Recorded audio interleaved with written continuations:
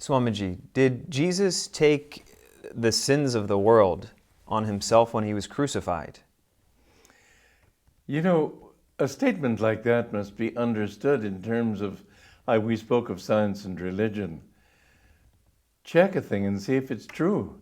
Jesus himself said, test the spirits to see if they be of God. And when they make a statement like that, as we read in the Bible, or as people believe that it says in the Bible, we have to ask ourselves the simple question, if he took everybody's sins, did the world become sinless? We see that if anything, it became worse. The period that followed the life of Christ was a period of degradation with sadistic exercises in the Roman Colosseum. No, you cannot say that he took the sins of the whole world. You have to also understand that expression, the whole world, in French, when they say tout le monde, which means literally the whole world, what it really means is everybody, in a very general sense.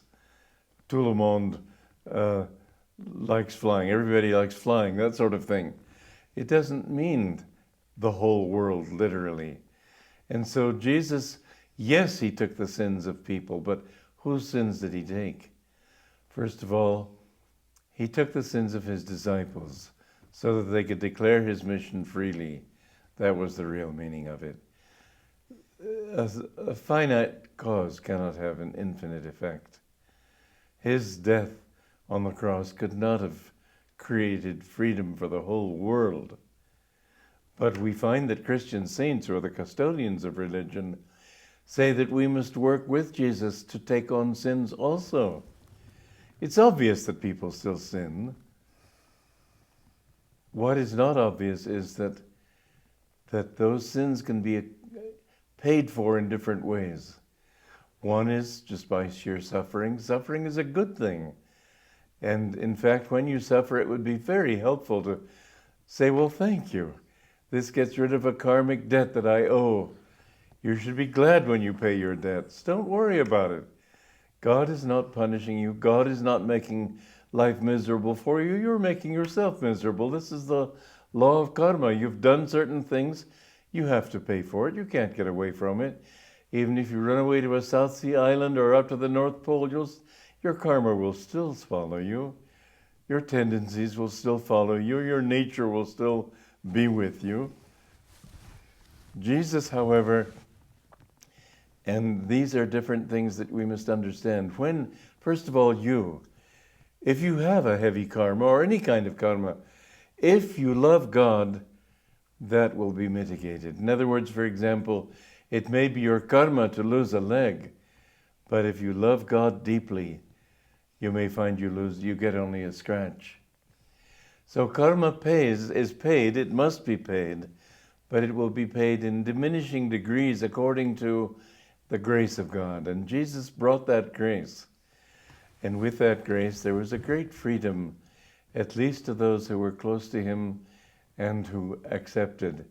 In the Bible, it says, to all those who received him, to them gave he power to become the sons of God. Receiving God doesn't mean receiving Christ doesn't just mean, yeah, I believe in you and I'll sign a dotted line as a church member. It doesn't mean that. It means receiving him into your consciousness to the point where your ego ceases to exist because he has taken over your whole being. This is the deepest meaning of receiving. And this is what all disciples of great gurus should understand, that they should receive their guru into themselves until they become the guru, until they become that person who was the guru. And then they find that guru expresses through him, and finally it's the divine who expresses through them.